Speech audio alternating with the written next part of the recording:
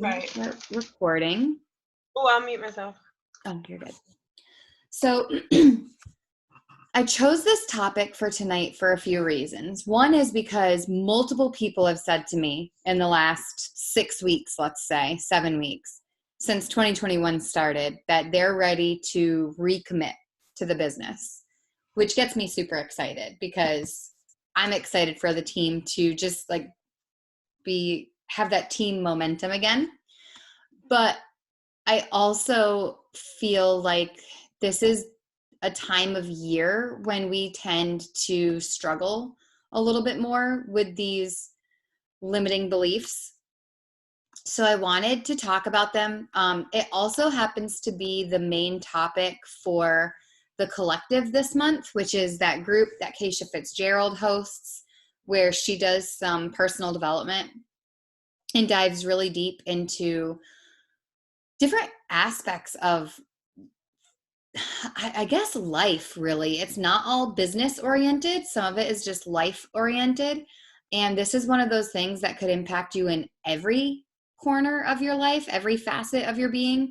And I feel like it's one of the reasons why so many of us will say things like, I'm ready to recommit, or I just need to take a step back, or I'm too busy to make it on the team call, or I'm not the right rank to talk about what I do in this business. Or, we just have lots of, I don't want to call them excuses because that's not really fair.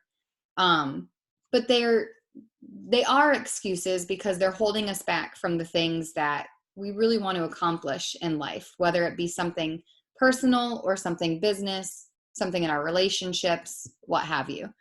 So I think it's really important first to talk about take apart the words limiting beliefs and define them. A belief is something that you don't just think. It's something that you think that is fueled by emotion, and you think it for so long or so often or so many times that it just kind of sticks with you.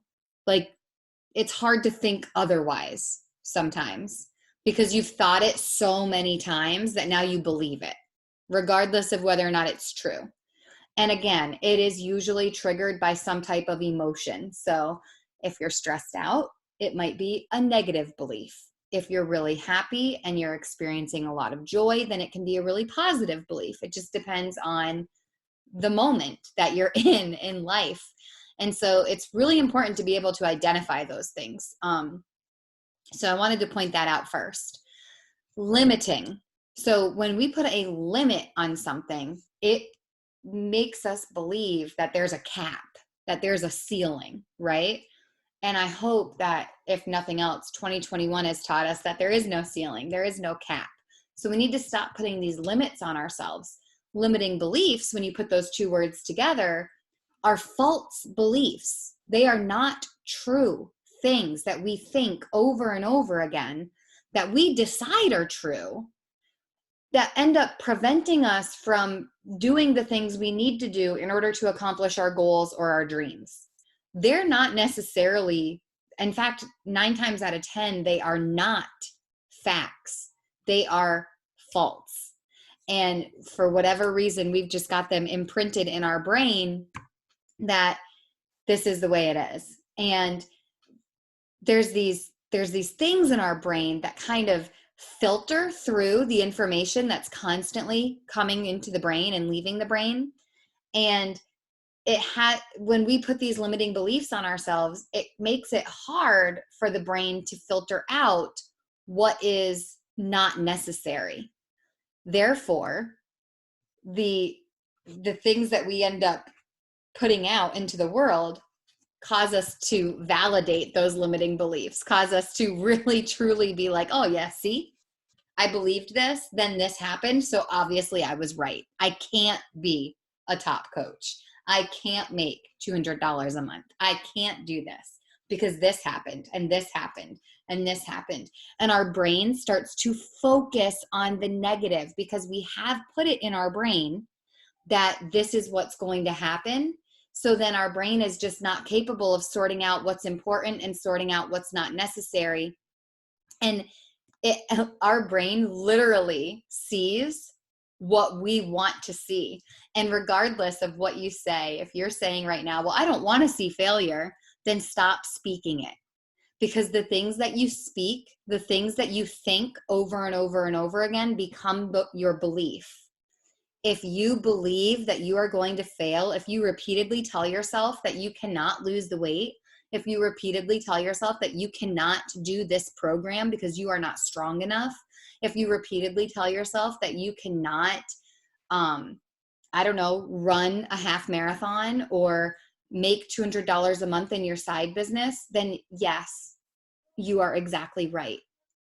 Everything that we see, everything that we do is based on the beliefs that we have told our brain are true. So if you are constantly thinking of these limiting beliefs, these things that are not true, if you're constantly thinking them in your brain, then you are deciding your own fate. It's kind of like if you say you can, you're right. If you say you can't, you're right. I know I'm not saying that as eloquently as other people do. There's like some whole quote of it, but essentially that's what it is. Like if you're over and over telling yourself that you can't do something, you are exactly right. You can't do it. No way. Our beliefs are real to us. Whether they are fact or fiction, in our heads, we truly, truly believe them. If you believe that you are not worthy of something, there is nobody in this world who's going to be able to prove you otherwise. It's something you have to do on your own. When you believe something, when you have these limiting beliefs in your mind all the time, your subconscious is going to look for ways to validate them. So for example, you tell yourself you don't have any girlfriends and because girls just don't like you. You don't get along with girls. Some girl is going to look at you funny or do something and you're going to be like, see, she hates me. And then you're going to withdraw, pull away from the friendship and never be friends. Your subconscious mind is always going to look for ways and places to validate those limiting beliefs. That's why it is so important that we get those limiting beliefs right out of our head. We have to shift away from the falsehood that we are repeatedly telling ourselves, because our subconscious, it's like that Freudian slip. It's going, if somebody else comes in and is like, oh my gosh, I love you, I want you to come to my birthday party, we have so much in common, blah, blah, blah. Your subconscious is going to like shift away from that because that doesn't agree with your limiting belief, whether you want it to or not. We can sit here and say all night long that we don't want to believe those things. We know it's not healthy. We want to talk to ourselves in a way that we would talk to someone we love because we love ourselves. However, if you keep letting the limiting beliefs in, your brain is just automatically going to direct itself down that limiting belief corridor. You have to get it out of your head. The worst part of this is that we end up turning these limiting beliefs into our self-fulfilling prophecy. The story you've been telling yourself about who you are and how everything typically plays out for you is really, really, really important to recognize. One thing that happens to you is not your self-fulfilling prophecy. You may have had a string of bad luck in 2020. That does not mean that that is your destiny, your legacy, your story that you're left to tell.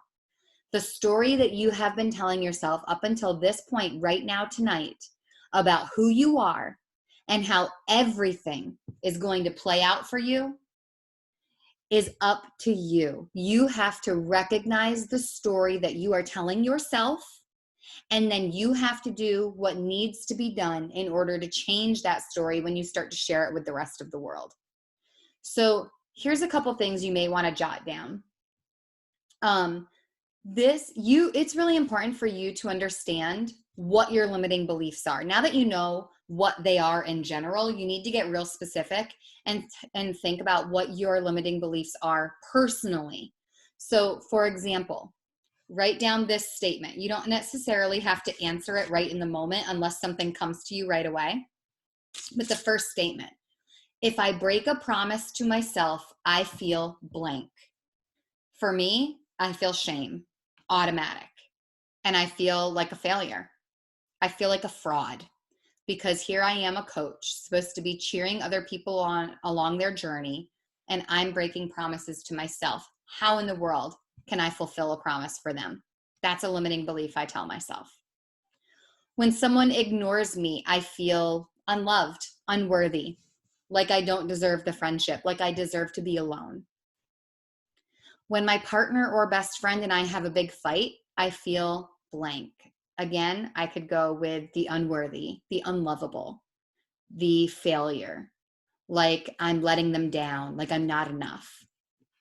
Or let's listen to our self-talk, the statements that we could just say, and notice when it includes statements that begin with I always, I'm always, or I never. So if you've ever been in a relationship with anyone, you know that you should not try to communicate with your partner by saying, you never do this for me, or you always do that, and I can't stand it, or I'm never going to be enough. Like those generic statements make conversations that could happen explode into arguments and fights and become extremely toxic. So don't have those conversations with yourself either. Remember, we are supposed to love ourselves the same way that we love our partner, our kids, our parents, our friends. So if you would not talk that way to your best girlfriend or to your husband or your wife, then stop talking that way to yourself. And I've totally realized this is so much easier said than done. I am horrible about it. I just shared with you some of the things that I would say. However, I have also, through lots of therapy, thank you very much, started to ask myself, where's this coming from? The fact that this person is ignoring me makes me feel this way. Why? Where is this coming from? Think back to childhood, think back to past experiences, past relationships that have kind of fed this and made you think it over and over and over again to make it the belief. Because the story that you told yourself when you were younger or when you were in a different stage of life is not true now. Okay? You're not that person anymore. I actually saw something on TikTok yesterday or the day before, and it was a girl, and she was asked a question. She was being interviewed, and she was asked a question, and she said, "I'm sorry. That is not who I am anymore. It may have been who I was before I came up here to have this interview, but me here today is not that person. So I can't talk about that person anymore because she no longer exists." And I was like, yes, sis, I love that.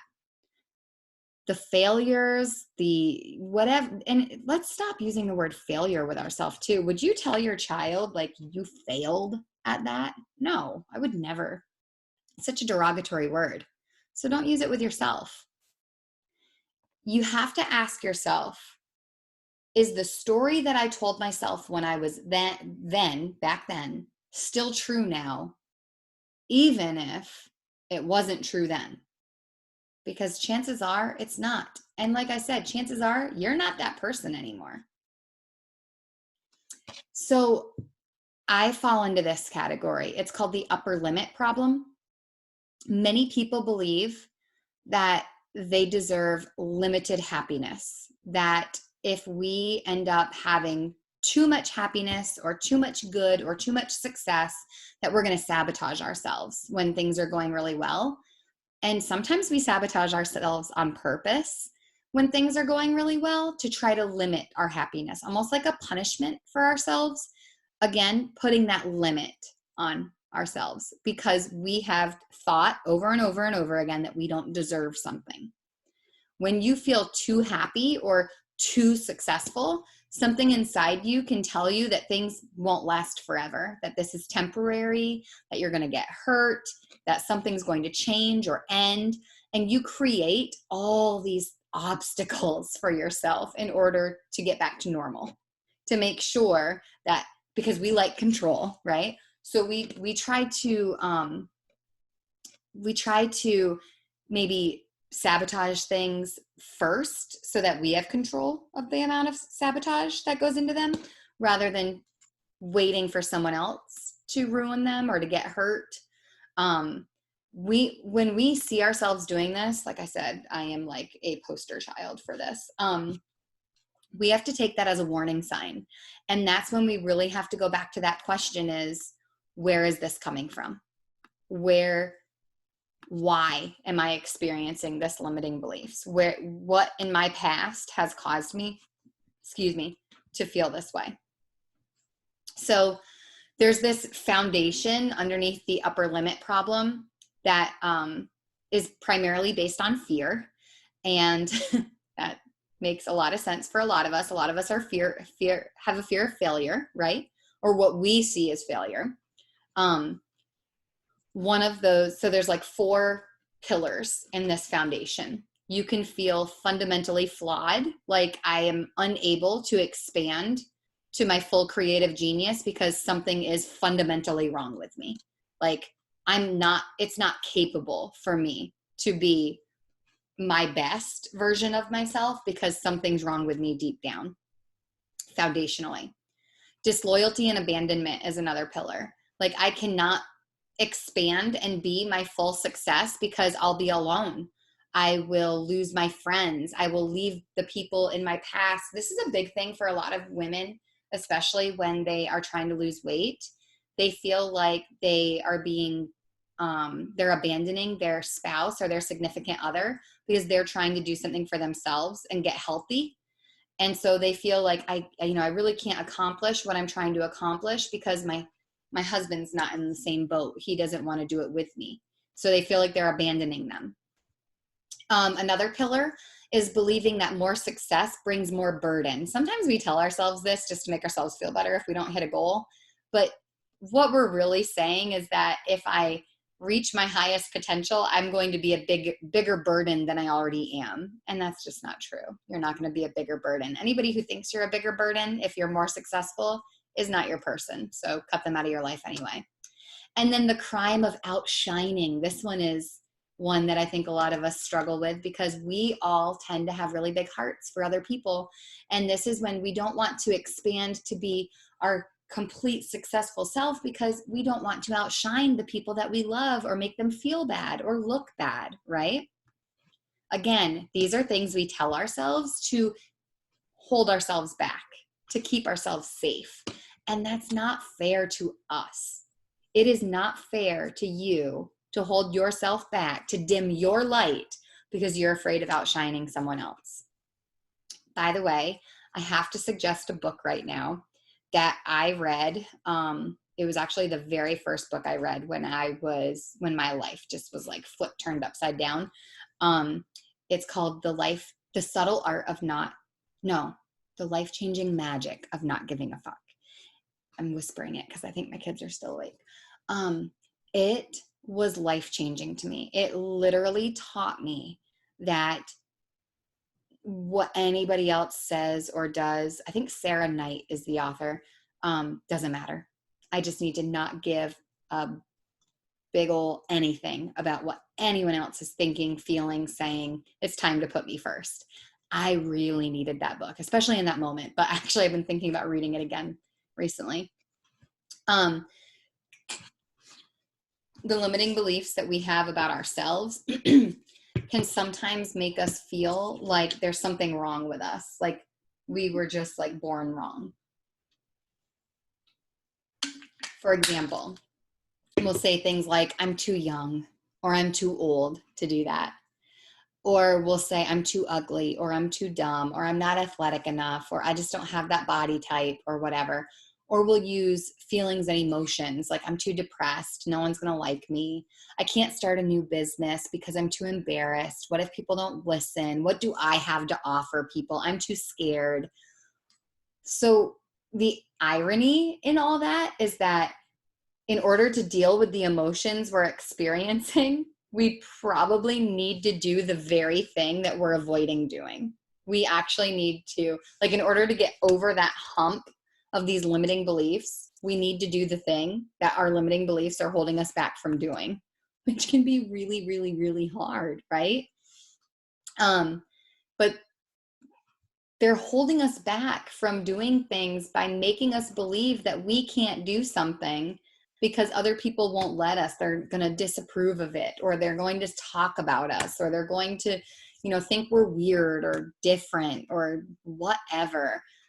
Just quit all that. Just stop. I'm going to be honest with you. I don't believe the majority of any group of people, women, men, moms, I really genuinely don't believe that the majority of any of those subgroups are looking at what somebody else is doing and judging it. Now, yes, you're going to have your little trolls here and there, but the majority want to see you do good. Like when I get on Facebook or Instagram or TikTok, I'm not judging those people. I'm like, damn, that mom looks good after 3 kids. Or I'm like, dang, that girl can dance. Or I think, wow, they overcame the odds and they have this amazing relationship. They built this blended family. Like I'm looking at those things. I'm not judging the fact that someone experienced trauma. I'm looking at like how that can impact me and benefit me. We also have this tendency to have these limiting beliefs about life because we feel like something's too hard. Like we can't do something because somebody else already did it. Like I can't do that because someone else in my school building is already doing it. Or I can't do that because this girl I graduated high school with is already doing it. And that's just not fair. Somebody else is not you. And we need to get over that. Somebody else's successes, somebody else's failures, somebody else's stumbling blocks, or whatever you want to call them, is not you. We also need to stop using the excuse, which is a limiting belief, of I don't have enough time. We use that all the time, and it drives me insane. Like I have people reach out to me and say, I just don't know how you do it all. And I'm like, I don't know what I would do if I wasn't doing it, because then I'd be bored. Like, yeah, life is busy and it's crazy and there's a lot going on. And some nights, like tonight, I had to say to the kids, stay your butts in bed. I'm going to get on my call. I'll come back in after I'm done. And yeah, it could flop at any moment, but you do it anyway. Like, I don't know. I don't remember what my adult life was really like before I became a Beachbody coach, because this is going on 7 years, well, almost 8 years of being a Beachbody coach. I don't know what I did before I worked out every day, before I ate right every day, before I meal prepped every Sunday, before I had team calls every Sunday night, before, I don't remember. And there are lots of things that have happened or not happened in that 8-year journey that could easily become limiting beliefs. But for whatever reason, I just keep trudging through. And tonight, I know we're not talking about how to overcome the limiting beliefs, but I think in order to even attempt to overcome them, it is super, super important to identify what those limiting beliefs are.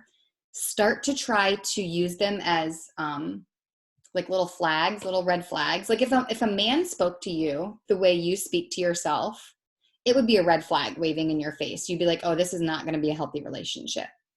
So why in the world are you not red flagging yourself? You cannot talk to yourself the way we do. Again, guilty, so guilty, but you have to stop. It's time for us to identify the limiting beliefs, stop the cycle, because if it's a thought and you allow yourself to think it over and over and over again, it becomes a belief, whether you want it to or not. I can sit here and say to you that I don't believe that I'm incapable of doing something. But in reality, I know in my brain that I'm telling myself I'm incapable of doing something, no matter what comes out of my mouth. What's important is what's up here. So this is my suggestion, and I got this from Shaun T. If you find that you are struggling with limiting beliefs, if like this talk really triggered you in any kind of way, then I think it would be really beneficial to Don't take a step back from your workouts, because I just don't think that's necessary. I think a workout is a big part of your mental health. But I'm going to say this. If you only do the work out here and you don't do any of the work in here, none of this is going to last. It's not. You have to do in here first. And I am living proof right now. I spent my entire 2019, 2020 years working on this and this. You cannot tell when you look at my outsides, because my outsides do not match my insides right now. But I had to do this and this before I could even think about doing this. And now 2021, I can focus on this because the work in here is done. Never done, I guess I should say, but at least I'm fully aware and making active progress towards being the best version of myself every single day. Those conversations that I just shared with you that I have with myself, I ask myself, where is this coming from? Why do I feel this way? It's not because I don't deserve it. It's because this happened to me, which led me to believe this because it happened over and over and over. And so I thought it over and over and over. So it became a belief, a limiting belief. And now I need to work to throw that away, get it out of my mind. That's where I am today. That's where you need to be. The fear of failure, the fear of time, the fear of commitment, the fear of looking silly or sounding silly or being too old or too fat or too whatever, stop it. Just stop it. You are holding yourself back from maybe not what you see as greatness, or maybe not what you see as success, but some other version of it that is made just for you.